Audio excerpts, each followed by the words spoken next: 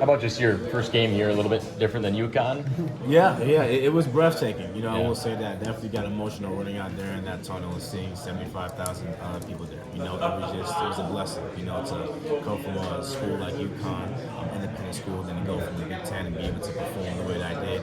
It's nothing but God. I'm so grateful. I'm so blessed, and I just want to continue to keep going, continue to keep executing performance, so we continue to keep getting wins. Is that the biggest crowd you've played in front of? Yeah, I played a team down the road last year. Thanks, man. One of the things that the league talked about with him was how he's able to kind of process, move on, and keep that level. And how much did you guys need, not just him to do that tonight, but for him to do it for himself and how he was playing? Yeah, no doubt. Like I say, he's a leader. He's a leader of our offense. And when we look towards him when things are going wrong, and like I said, when we were not executing the way that we should, he was coming back to the sidelines and picking us up, motivating us, encouraging us at halftime. He was doing the same thing over, encouraging us. You never see Noah's head down. You never see him get discouraged. You know, he was always picking us up, uplifting. That's the type of leader that we need for this team. That's the type of leader that he is. He's a very smart player. So making those quick decisions on the field, being able to read defenses, something that we can do, and it helps us to be better and helps us offensively. What do you think changed for him in terms of his passes? Because there were some that it seemed like Coach talked about the jitters. You kind of just saw him go high, got him go low, and then there was a switch flip at some point. Yeah, like I said, he's just a very confident player. And like I said, in the game of football, everyone's going to make mistakes. Everyone's going to miss reads, miss holes, miss runs, miss tackles, things like that. So you just got to never get too high, never get too low to the mindset. You know, and that's what Noah did. You know, he knew that what he can do. We all know what Noah can do, and that's why he's our quarterback right now. You know, he's been doing a great job all camp of just helping us, and really, he was a big proponent to why we were successful in this game today of leading the offense. So he's just a great leader, a great man, and it's fun to be able to run right along his side. Was there a point where you felt like the run game operation was clicking? Like it wasn't just like big runs by you or whatever, but where everyone was working together? Can you point to that? Yeah, especially in the second half. You know, not everyone's going to be a home run touchdown. You know, you got to break one. You got to get the dirty fours, the dirty fives, the dirty threes. Then that's when the big ones are going to run. That's when the big ones are going to break. So you see it throughout the second half how we were grinding out those tough yards. And the receivers did a great job blocking the outside. Like I said, the O-line did a great job blocking as well, which allowed us as running backs to be able to do our job. And once we continue to grind out those tough yards, now we're able to open up everything else, like our passing game, and make those explosive plays that we need to. You said you were emotional coming out of the tunnel? Yeah. You gotta take me through that? Man, just taking it all in, I should say. You know, taking it all in, you know, being blessed to be here. You know, like I said, this life is short, and you don't play this game forever. And I want to take advantage of me being here. I'm a Michigan State football player, playing at the wish, and not a lot of people can say that. You know, me and this ring out the tail, I was just taking it all in, just really truly understanding how big of a blessing I am to be here right now. Even to be here standing and talking with you guys, you know, it's a huge blessing. I don't want to take that for granted. When you broke that first run, was there did you think for a minute this could go all the way, or did you, knowing where the defense is, where you know there was? I mean, that was my mindset. Yeah, it's going all the way. But once I felt, you know, the two defenders come up, I was like, okay, I gotta, protect the ball, and make sure that, try to strip me behind. But like I said, it was a great, way to start the game. You know, with a rush like that, it was great. It was a great feeling. So we gotta continue to do that, continue to execute, and continue to finish in the end zone. Yeah, and the short yardage stuff. Obviously, you had the end zone touchdown. We had a couple that didn't go. I'm wondering what happened on those plays. You kind of remember? Yeah, I take responsibility for that. Definitely as a running back, we gotta be able to, in those 4th and 1, and 4th down short and 3rd down short plays, we gotta be able to go and get those things.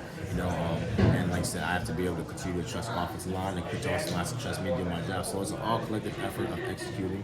And I gotta continue to work on getting those tough yards and getting those first downs by any means necessary. That's what we pride ourselves in the running back room. No matter what happens, when it's 4th and short, when it's 3rd and short, we gotta get those yards. How much is this game going out process for the offense? Obviously, Noah making his first start.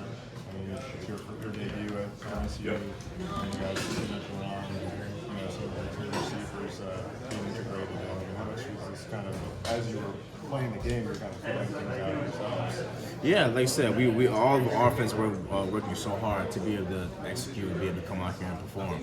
Like I said, we have a lot of guys that have played football, in this capacity, but we also have a lot of great players, and I believe you guys saw that tonight of how many players on different, not just me, but wide receivers making plays, tight ends making plays, and quarterbacks making plays. So we have a lot of great players offensively, and we got to continue to improve each and every day. And like I said, we're going to practice on Monday and watch the film, and we get back to the drawing boards. We continue to work, we continue to get better as an offense, and that's our goal each and every week, to get better and better and better than the game before. How valuable was it to see success on that second to final drive in the first half when you scored a touchdown?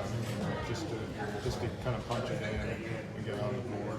Yeah, it was great. We had 2 huge catches that really set us up for that. Like I said, and then I was able to finish it off, and the O-line did a great job blocking.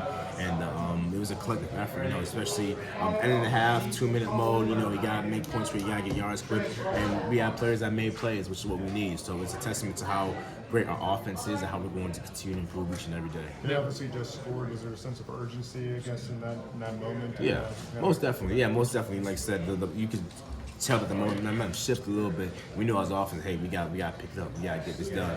Like I said, we were in 2-minute mode. We had to score quick. We knew how to score quick, and we did a great job executing. The coaches did a great job calling the right plays in the right situations, and when that happens, we're successful and we got the ball in the end zone. Sometimes when you're playing fast and loose in these situations, sometimes when the flow starts happening with the offense, I mean, did you get the sense that just because of the situation, they had to kind of press the tempo, that things kind of took care of themselves? I mean, we've practiced these game situations in practice since fall camp.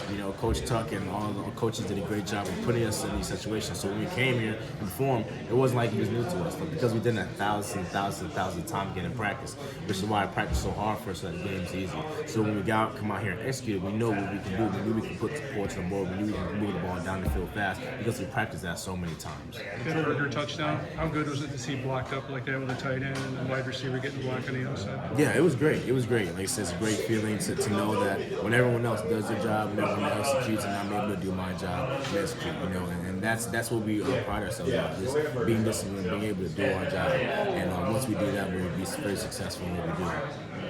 Trey was talking about being able to kind of fight through adversity and getting to have that experience over the course of this game. I mean, can you talk about how valuable that was for the team to be able to experience it and, of course, come out with a victory? Yeah, most definitely. Throughout this entire season, we're going to face adversity. Throughout this entire season, there's going to be close games and maybe games that we're down where we got to pick the points up. So adversity is inevitable. We're going to have adversity, but the way that we fought, just like you said, fought back, we came back, collected ourselves in the second half. No one was pointing fingers. We all knew what we could do. We were all encouraging each other in the locker room, and then we went out and we executed. So that's a testament to our mental toughness and how Coach Tuck has really led us to really build into that. And we just got to continue to carry that forward because adversity is going to come, but the way we handle it is what really matters.